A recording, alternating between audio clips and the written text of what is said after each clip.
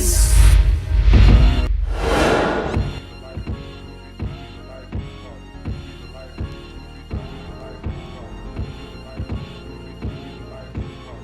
She's a celebrated philanthropist, an author, and a motivational speaker. She is the author of Beneath the Hair series. Today we're sitting down with hairstylist and beauty stylist Arlene Martin, who has graced many magazines, Essence, to name a few. I'm so excited that you decided to sit down with us in the Jenleeion Circle this afternoon. I have a lot that I'd like to talk about. First, I'll say, how you doing? I'm doing wonderful. Thank you so much, Mario, for having me. I really appreciate it. Well, thank you so much for being willing to sit down with us to chat. Your resume is quite impressive, right? I teased a few of the things that you do, which, it's interesting that, your work is continuous. It's like, how do you have time to do it all? But first, I'd like to start with your artistry in hairdressing, etc. As a wig stylist, where did it start first? Okay, so it started first at a very early age. I would say around in high school. I've always been a creative person, growing up as a little child, drawing, painting, writing, and also playing the violin. So it just kind of escalated from there. When I got in high school, that's when things started to kind of be more defined as far as my artistry. I fell in love with doing hair, and to the point where when people used to come to my house and I used to do their hair, they would walk out like they were coming out of a salon. And so that's when I knew that, hey, I found something here, I'm enjoying this. And what so it was sort of hobby-esque at first in your teenage years. Yeah, yeah. And what I began to learn about myself was that if I love doing it, then I'm going to pursue it with everything that's in me. And so that's what I did. That's fantastic. So you were the girl in the neighborhood where everybody went to get together. Yes. Did you start charging people, or were they just your human mannequins? You know what? I did start charging people, but a couple of them stiffed me. I'm not even gonna lie. A couple of them like really stiffed me, and that's when my sister would come in. No, you need to get your money. We're going to her house. You're gonna get your money. Because I'm one of those people that's like, okay, if they don't want to pay me, that's not now, of course, but back then I would say, okay, they trying to stiff me, so let's just move on. I'm like non-confrontational. No, I appreciate that, but if you're walking out looking like Essence magazine and I didn't get my coin, it'd be that's when my sister would come in and bully, and she'd be like, nah, you gonna get your money. So did she ever was she ever successful in retrieving? She would retrieve the money, for the people that would try to stiff me or whatever. Under threat of beatdown, or? Under threat of beatdown. I felt it. I had to ask it. Yeah, of course. I had to ask it. Yeah, that's what it was. Well, that was, in that sense, your sister was sort of your hero. She still is. Definitely one of my role models, and she was always my protector because I'm such a sensitive, free-spirited kind of being, and I just don't like confrontation, don't like drama, things of that nature. So she was always the one that was like, that resonates with me, and in fact, the editor-in-chief of Jenleeion is my older sister. Oh my God! And so it's one of those things where I have to be careful what I tell her, right? If I tell her certain, if I tell her certain things, it's like, oh my God, I couldn't tell her. The Nora hurricane will come. Oh yeah, no, I couldn't tell her anything. Like, let somebody mess with me, I just kind of keep it to myself because she would literally go to bat for me with everything that was within her. So yeah. I think that's wonderful. So in your craft and it growing, etc. You had your sister who was your big cheerleader. What of your parents? My father was actually a famous singer over in Israel, which was where I was born. I was born in Dimona, Israel. And so he actually sung with a band called the Soul Messengers. And you can actually also get the some of his greatest records online and on YouTube and on Pandora. I mean, his stuff is still selling. So, and my mom was an artist as well. She was one of those type of artists that drew and painted and things of that nature. So I come from a very creative background. Yeah. What I love about that is I went blind when I was 9, and before I went blind, I was huge into art, right? I was able to paint exact replicas of whatever I saw, but of course I lost my vision, and I feel like the art translated to an auditory art where I'm doing music now. Yes. So for you, painting, drawing, etc., and then it switched to hair. Yeah. I'm curious, the type of paintings and things you did prior to switching into the hair arena, what were they? I would do oil paintings. I liked oils because of the textures, and I liked them because it was thick and I could just kind of maneuver with the oils as per se, like the acrylic and things of that nature. I didn't really like the acrylic too much and the water paints too much. But I would paint like people.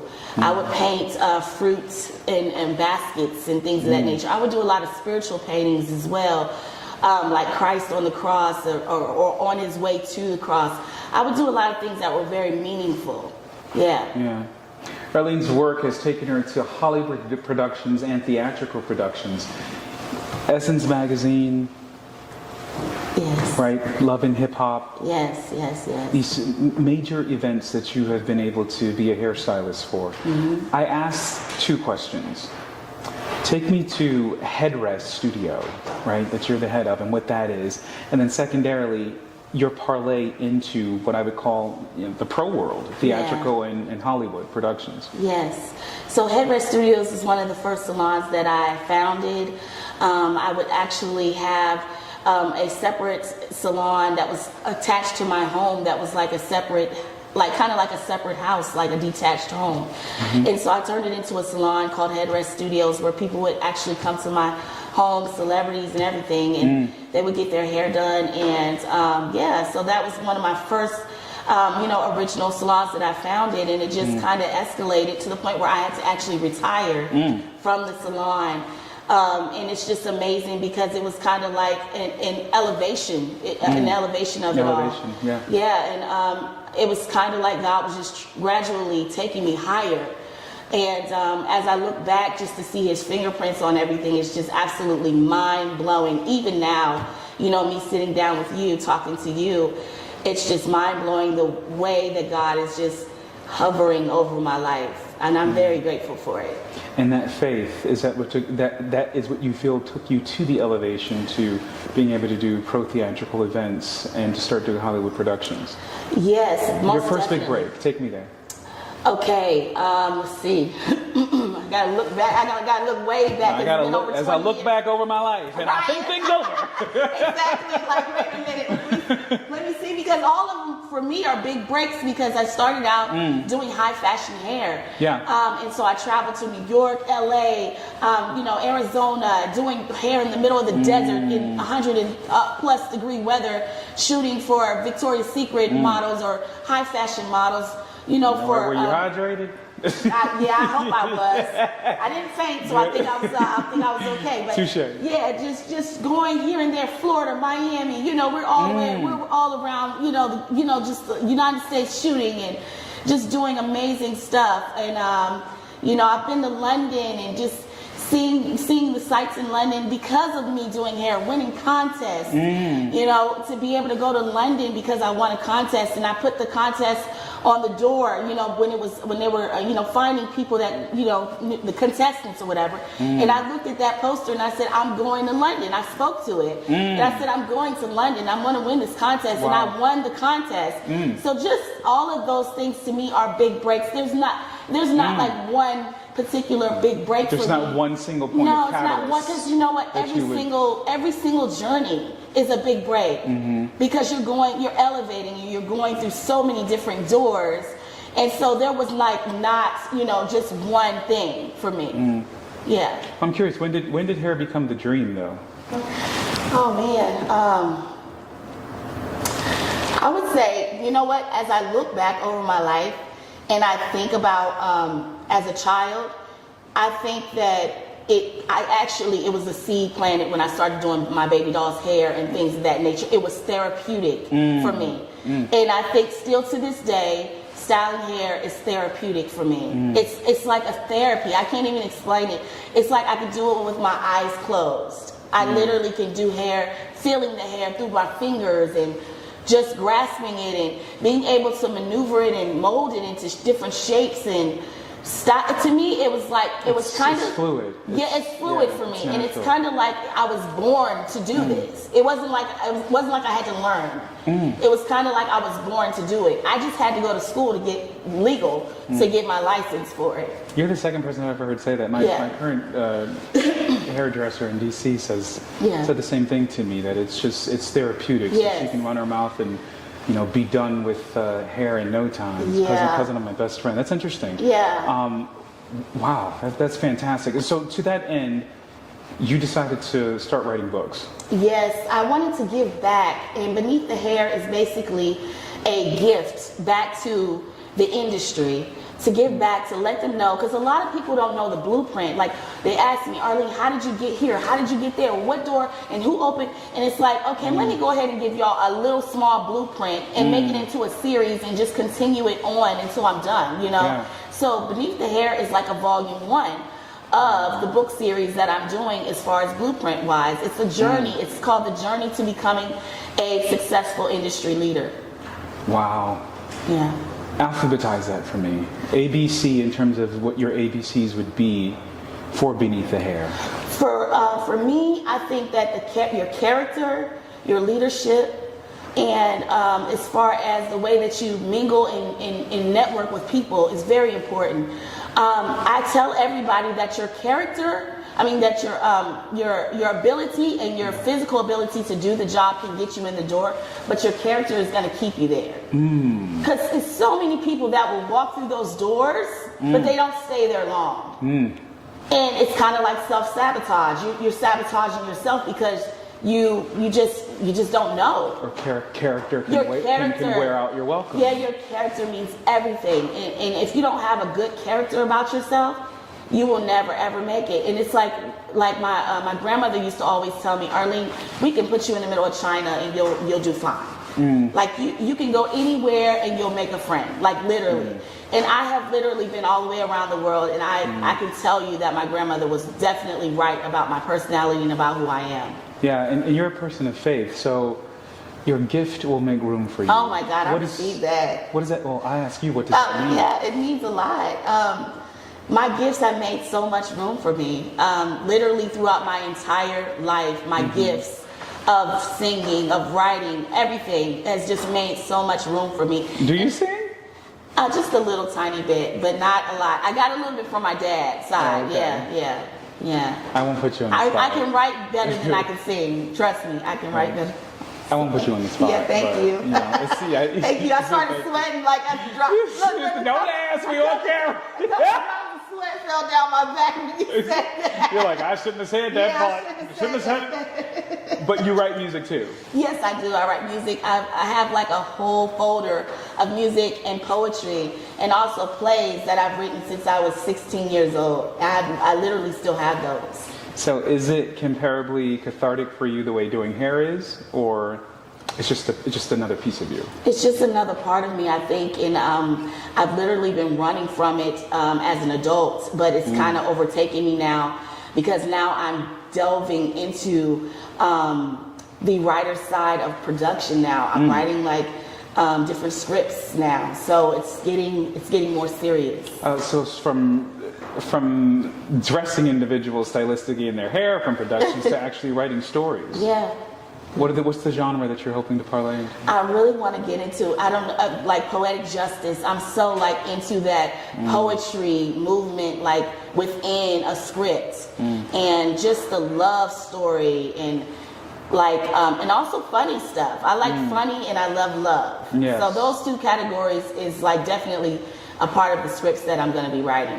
What I find endearing about you and inspirational is that in just talking to you, the more you talk about what you do and the more you talk about the effect it's had on your life, you speak about it with such fervor, and your energy becomes that much more audible, right? I think that's excellent. So Thank you. With that being said, right, you're passionate about everything you do. Philanthropy. Where is philanthropy for you?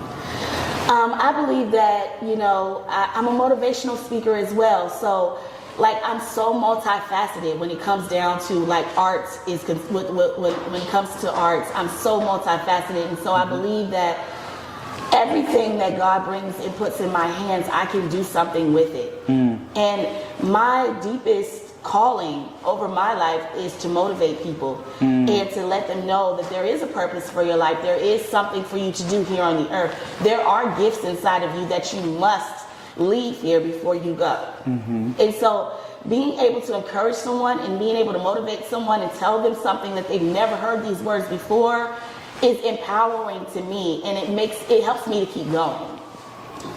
What helped you become bold? Because I asked that because at the start of the conversation you indicated that you're not a confrontational person. It's like, well, they're not going to pay, they're not going to pay. but yet here you sit bold and in charge, and are you still that non-confrontational person that might where are you with that? Where did you find this boldness? Did you grow into it? I grew into it. Is there a separation between the two? I had to grow into it, and I had to be able to be bold because of all of the things that I've gone through in my life. I was bullied as a child all through school because I was so quiet and introverted in school. And if you see me on the street, I'm still introverted until I know you, and then I'll come out, or until I feel your spirit and see what kind of energy you have. Then I'll come out of my shell. I tell everybody I'm like a turtle. Like if I feel your energy, then I'm gonna, and it's not right, then I'm gonna stay in my shell. Stay in your shell, yeah. But if I can feel your energy and it's the same energy that I love in abundance, then I will come out of my shell and I'll embrace and I'll open up everything to you. So it's really kind of special for someone to get to know me. Yeah. Because for a long time, like I said, I was bullied and I went through a lot in my life. And so now I can be bold and I can stand in my own presence and say, here I am. Here I am indeed. Yeah. And with that boldness, you have done a lot of things that hairstylists who are starting off or even in mid-career could only dream of doing, with the litany of things that you've done considered. What's your favorite? Wow. I would say my favorite is motivational speaking, because you're literally changing someone's trajectory in their life. You're literally changing a life. And that means more to me than anything and I actually think that my gift is doing hair. My gift is writing, different things. Like, those are gifts. Yeah. But my purpose is motivational speaking. My purpose is changing someone's life for the better. That's so my purpose. pause, because that's powerful. Yeah. And I've never really looked at the paradigm that way. Normally you would consider that if someone is given a gift, that theoretically that gift would be their purpose and what they would theoretically live in. But it makes more sense that you're given a gift, but your purpose has nothing to do with that particular gift. Yeah, and I feel like your gift can get you in your gift can get you in spaces that you wouldn't normally get in. But once you're in that space, that's where your purpose takes over. Because everything's a stepping stone, right? And you don't know what that purposeful finish might theoretically be. Yes. And your gift could have been used as catalyst to get you there. Yes, just to get you there. It's just a catalyst. To get you there. That's powerful. Yes. It's powerful. Because I look at myself and say, well, I call them multiple personalities, but you call, I'm glad I have a word from you. I can call them gifts. This person can do that, and that person can do this. All of them can't see, but we doing a lot of stuff. But with that being said, that really does speak to me. So I have to ask you this. When did you find that purpose? Because we all hear that old adage that the two most important times in a person's life is when they're born and when they find out why, i.e. the gift versus purpose that we're talking about. When did you find out that you felt motivational speaking or being able to reach into someone else's life was your purpose? I was an at-risk youth, and so when I was bullied in school, I kind of channeled that anger. I wasn't able to channel that anger, and so I did a lot of breaking things at home. And my mom couldn't understand what was going on because I didn't want to tell my mom, because I knew that if I told my mom, every teacher would be fired. Like, literally, she would go up to the school and just clean house. So I didn't want to tell my mom because everybody would call me a snitch. So like I said, there's the sound like my sister. yeah, again. there's the non-confrontational part. Not me not wanting the drama. Yeah, everybody's gonna get it. Everybody's gonna get it over here. You heard them say it and then do something. You going to? Exactly. Yeah, but go ahead. Yeah. So my mom couldn't understand what was going on with me. She took me through a therapist, all these different things. And so I wound up in a girls' home. And I stayed there for a while. And I got with a therapist and got my little, therapy and stuff and just trying to figure things out. And one day I was asked to go to Wake Forest University to speak to all rising senior class. This is my first speech. Oh, wow. Can you imagine? And so I got up there. And I was 18 at the time, and I stood there and I literally just sobbed. I couldn't even get a word out because I was so afraid and so scared. Wow. And I heard someone in the audience say, "It's all right, go ahead, it's okay." And so when they said that, I was able to go forward with my speech. And when I got done, I received a standing ovation. And these were rising all senior. This auditorium was packed with capacity. They all came down, hugging me, letting me know that the speech was amazing. And I just heard a whisper in my ear, "This is your purpose, and this is what you're supposed to be doing." Supreme affirmation in that moment. Yes. Wow. Yeah. And you carried it with you at 18. Now, to your work, your most favorite event that you've done in the hairstyling business? Oh, hands down, New York Fashion Week, because I always wanted to do New York Fashion Week, and then for them to add me as a lead hairstylist for New York Fashion Week, not just the stylist. So for me to be a lead stylist for the blondes of all people, like that was absolutely hands down. I don't care what else I do in life. That was like my number one wish, to be at Fashion Week and to be. I didn't even want to be a lead. It didn't matter if I was a lead or not, but just to be a lead and to be at Fashion Week. And to do hair and all these cameras all around me, it was absolutely mind-blowing. It was a revelation. It was a manifestation. It was everything to me. So, yeah, that was one of my favorite moments in life. And do you make your own wigs? Yes, I do.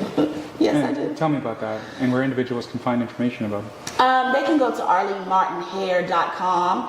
I just launched my hair line and hair care line. So I'm really excited about that. Yeah. So the name of the hair care line is? Arlene Martin Hair. Arlene Martin Hair. Yeah, it's so funny. I got that from one of my masseuses. She was giving me a massage one day, and she said, "Arlene, your name is $1 billion name." She said, "You really need to make sure that you take advantage of your name."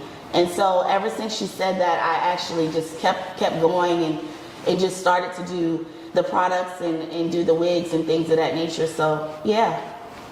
I think that's fantastic. Yeah. Wow. And do you believe that now? I do believe that. It's a wonderful, wonderful affirmation for someone to bestow upon you. Thank you. If individuals don't know where they can find the book, let's talk about that. The first series. Yes, the first series. They can actually go to Amazon and they can put in Beneath the Hair and they will find the book on Amazon. And they can also go to blurb.com, BLURB.com, and they can also get the book there.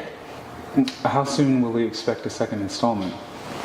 Oh man, I need to go ahead. You know what? It's been a minute, so I need to go ahead and start writing again, writing the book and everything like that. It's been so busy. But yeah, I need to go ahead and get back into it. I would say within 1.5 years, 2 years, I'll give it. The two things that you're looking forward to doing over the next couple of years? The two things I'm looking forward to doing over the next couple of years would be writing a beautiful script and actually having it come into fruition into a movie or a TV series. Yeah, and then the next thing would be I want to venture off into TV hosting. I see myself on TV hosting shows and just doing what you're doing, interviewing people and things of that nature. I see myself doing that in the future. Well, I think that's fantastic. If you get that TV series, call me so I can do the music score for it. I'd love to do the music score for it. I will. All right, if people don't know where they can follow you, let them know where they can follow you. You can follow me on Instagram at Arlene Martin Hair, and you can follow me on Facebook at Arlene Martin. And please check out Jenleeion.com and our social media platforms where you can see Arlene Martin's incredible pictures that she took. She was gracious enough to grace our cover. Thank you so much. And I'm glad that she did. I'm Mario Bonds with Jenleeion Magazine. Goodbye, everybody. Does anyone still believe in paradise? Or is it only me? Do you believe in so follow me.